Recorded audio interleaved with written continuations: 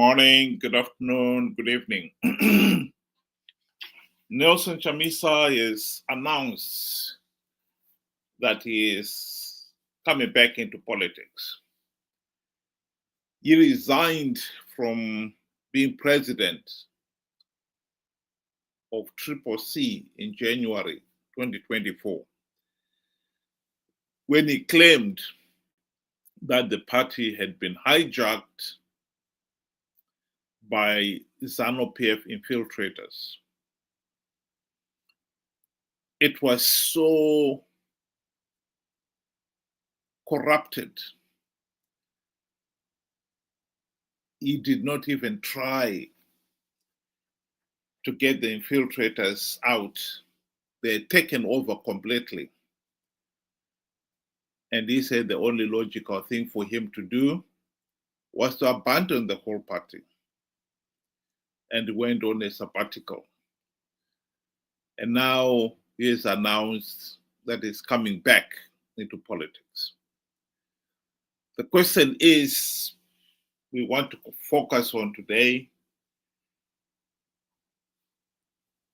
is how is he going to stop Zanu PF infiltrating his new party when he clearly failed to do so last time? Benjamin. Good day to you and good day to Obvious. Thank you for joining us.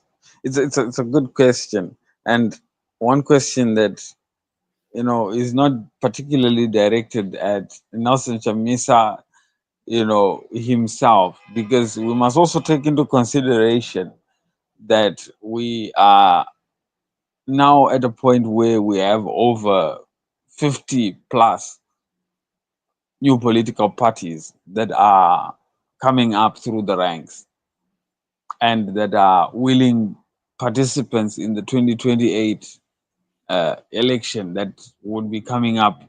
The same question could be posed to them as well to say, look, this has been what has been happening. ZANU PF infiltrating, opposition camp, bribing their way, paying whoever needs to be paid to do their bid. What mechanism do you have to prevent such things from happening? And for me, the answer to this is pretty straightforward, and it has been given by the observer mission, statements that came from different groups from the observers, that simply states the elections were a fraud. And without addressing that, ZANU PF can do as much as they please. I really don't know where we are missing this. It's plain as daylight, but we are missing it by a mile.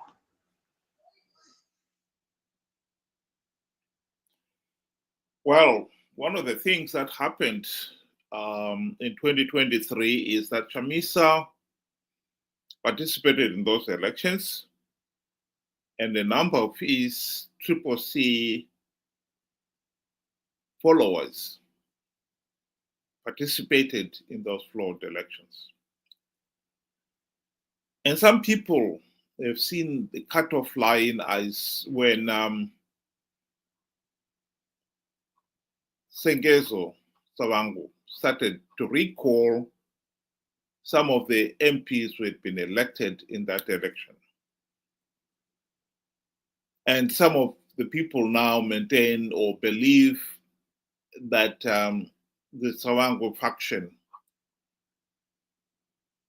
are the ZANU PF infiltrators. What I would like to remind the people of Zimbabwe is that that is not the case. The participation in those flawed elections was done by people who really did not care about free, fair, and credible elections, who saw politics as a career.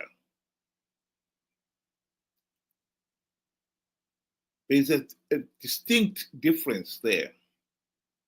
If you believe that politics is a career, then you cannot pretend to be a Democrat. And what should be noted here is that those people, before Tsavangu started recalling, went ahead and accepted and were sworn in, taking up their gravy train seats, even after SADC and the AU had said the election process was flawed. This is important. And Margaret Longo is one of the few individuals who have picked on that issue and made it very clear. Here she is explaining that point. People. Do you think they look at it as a business? Yes, they look at it as a business. Because they look at it as a business seriously. Because the moment they go, business and employment creation, because if they go to parliament, you are employed. You get a car, you get a stable salary, and you are paid until your term is over. Already you are employed. If you are out, you're out of employment. If you serve 2 terms, you get a pension? You get a pension. Then already, this is why people kill in politics. They kill to be in parliament. This is why we have violence in this country, because there is no employment. The only employment which is there is in politics. There is no other outside employment. So for them, a very good example is, look at what happened to CCC, the Triple C party. Have a look. When they lost, when they said they were rigged, what I expected from them, I expected all parliamentarians to say, we are not going to go to participate in a rigged system. And we are not going to sit in a rigged parliament. Because the elections have been rigged. So all of us were not going to parliament. Imagine what could have happened. We could have gone into new elections. There's no way Zanu PF was going to rule alone. You think so? Yes. Do they care? Caring or not caring, the public would have forced them, because the majority of the people would want representation in parliament. But they went anyway? But they went.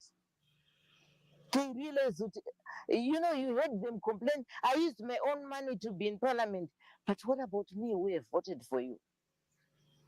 I used my own money. So the idea is to recover. Is it a business where you want to recover your losses? Is it a business? Politics, is it a business where everyone else, when you get in parliament, you want to recover your losses?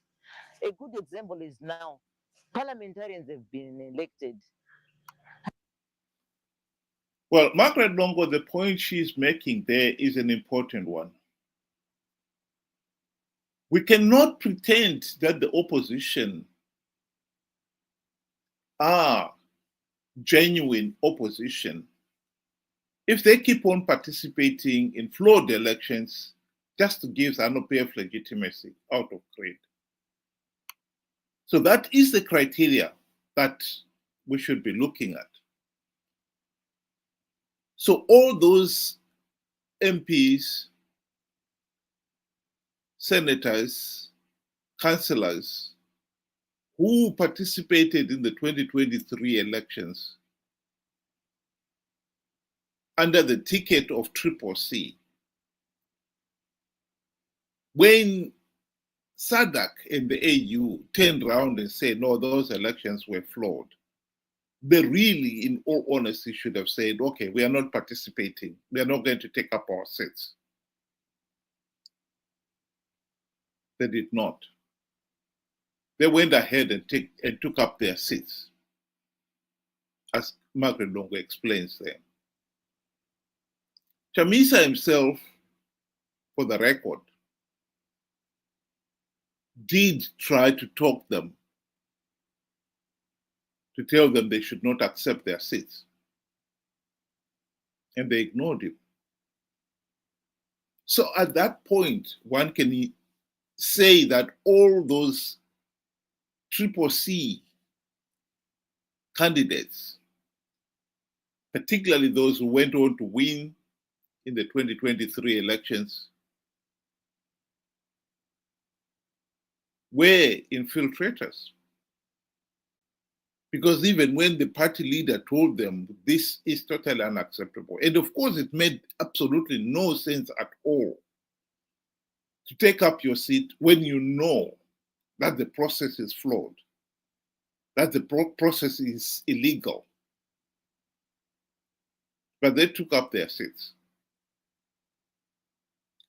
So in essence, at that point, one can say Chamisa, as much as he would have wanted us to believe that he was in control of the party, he didn't.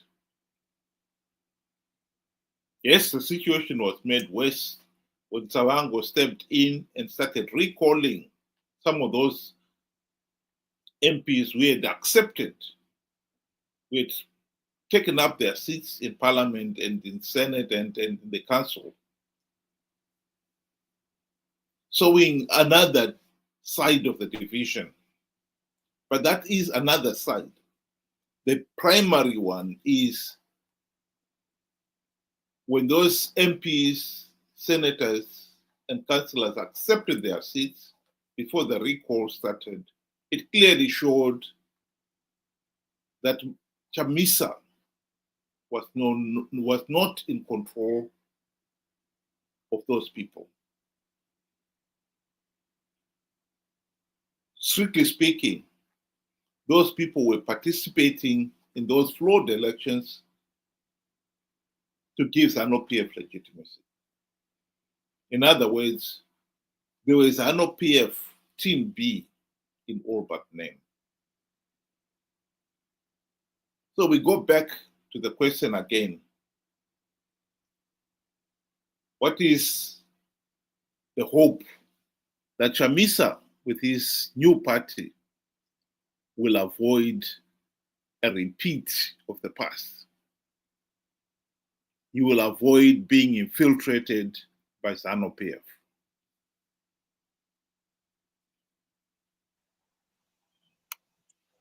You know, just like any competition, there are a set of rules that competitors are supposed to adhere to. There would be judges that will look at the fairness of the whole process. And if the judges see that there is unfair practices from either competitor, they have that right to nullify the process. And this was the case with Zimbabwean 2023 election. The judges saw flaws in the competition itself. They saw illegalities in the competition. Our problem is you find out that the competitors, they themselves, decided to take up the podium no matter how flawed the whole process was. Sorry, go ahead. No matter how flawed the process was, thereby giving credibility to the whole thing and leaving SADC and all observer missions baffled to say, okay, you are agreeing to the outcome. What can we then do? After all, we just the judges, and we will give you the score as it is. We saw illegalities, we saw flaws in the process, but you like it that way. Well, continue. So you have found out now we're in a spot where we really don't give SADC and all other observer mission any power to help us get out of this mess. And one other thing that we must realize is, like I mentioned before, we are now having a situation where we have over 50 plus political parties that think they can do better in an illegal process, in a flawed process. How do you think you can do better in a competition that is not fair? It's been tried for 25 years now. For not 25, 45. It's been tried and it's never been done. Zanu PF has rigged elections. Zanu PF has got away with the outcome. And sometimes they've gone on to pay the opposition for participating, giving them, perks, cars, and so forth. So at the end of the day, my question is, for 45 years, we've been doing the same thing, and it has proved futile. No matter how many participants are, they will not cleanse the process. We need to get that right.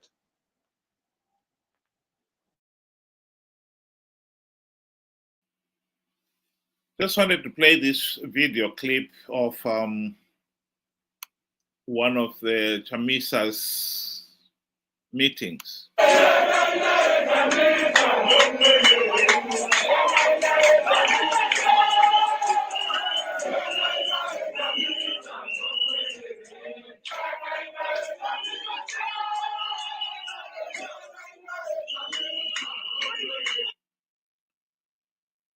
That was just some of the Chamisa Chete Chete Brigade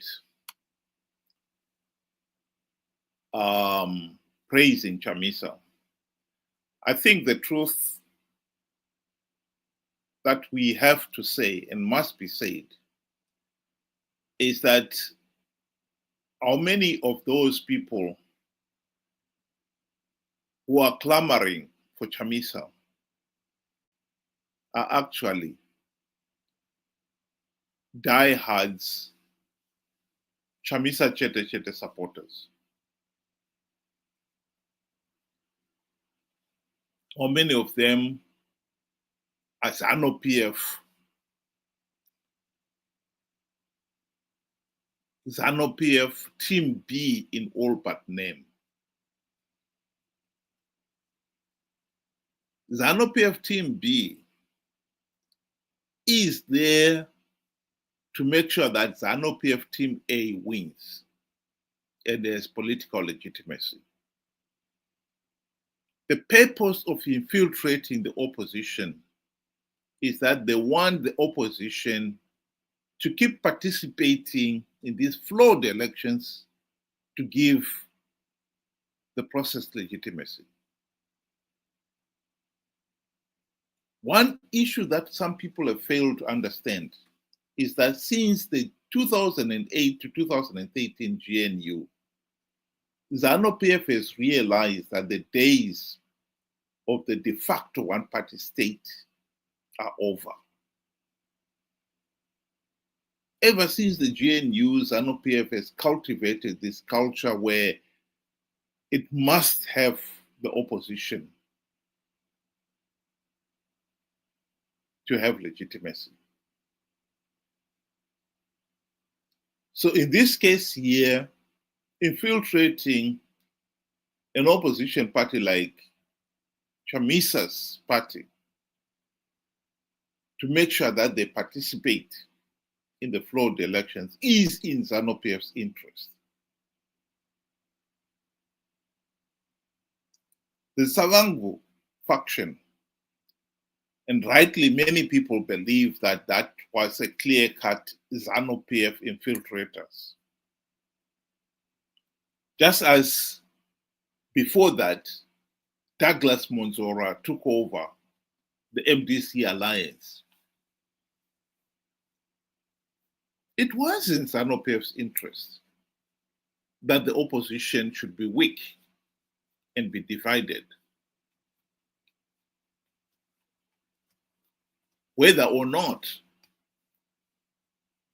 people like Douglas Monzora are paid by, or at any point at all were paid by Zanu PF is irrelevant. Whether or not Savango is paid by Zanu PF, that too is irrelevant. What matters is the opposition has been divided to the point where they are totally ineffective. And indeed, they've now been acting as Zanu PF Team B in all but name.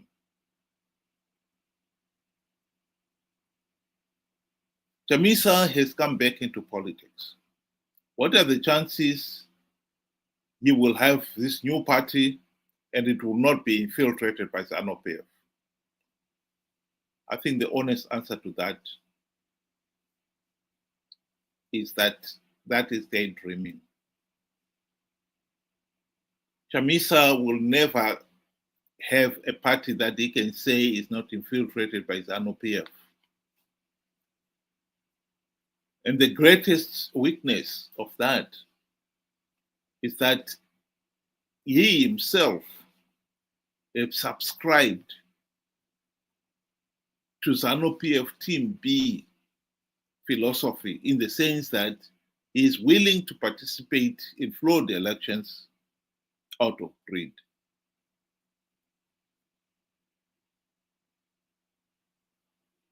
His participation in the 2023 elections, according to Jealous Mawarire, he was paid by Zanu PF 20 million US dollars. But even if we put that aside, as party leader, Chamisa stood to gain from participating in flawed 2023 elections. In the sense that every year, political parties that win seats in the parliamentary elections get allocated some money from the Political Party Finance Act. And as party leader, he gets about 20% of that. A lot of money. And there's no doubt that Chamisa and his friends, the MDC friends, failed to implement even one token reform during the GNU for the same reason. Mugabe bribed them with the trappings of high office, and they forgot about the reforms. That is when they started playing their role as Zanu PF Team B. The people of Zimbabwe have got to wake up to that reality. Chamisa sold out during the 2023 elections by blatantly lying about plugging the vote rigging loopholes. Chamisa is a liar. He is himself Zanu PF Team B in all but name. So to expect anything from him is, to say the least, naive. So I go back to the original question. What are the chances? Is there any hope that Chamisa will stop being infiltrated by Zanu PF? The answer is no. He himself is corrupt to the core, and he has consistently acted in the interests of Zanu PF in the past, and I don't see that changing. Thank you. Ben, do you want to give your closing remarks? In closing, I would want to say to answer the question, to say, what hope is there at the end of the day? As long as we do not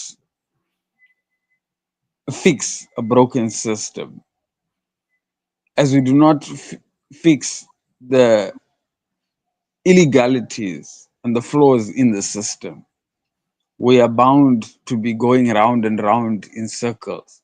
And we will find Zanu PF will do what Zanu PF does best. No matter how many participants participate in flawed elections, it does not sanitize the process. Now, what happens is we have figured out that Zanu PF and the current opposition are in bed together. They are a team playing for the one big result, and the rest will be paid accordingly. What is in it now for you and me that keep on participating in rigged elections? What do we stand to gain from this whole process? And the answer to that is nothing. So why don't we do right by us? Why don't we take back the power? Because elections are meant for Zimbabweans, and we are the Zimbabweans. What we must do now is stop participating in rigged elections up until our demands are met. So, in short, if there are no reforms, there should be no elections. Period. No compromising. Thank you. Thank you very much, Ben. And to the listeners there, thank you very much for joining us. Hope you'll be able to do it again tomorrow, same time, 7 o'clock UK time, 8 o'clock Zimbabwean time. Good night.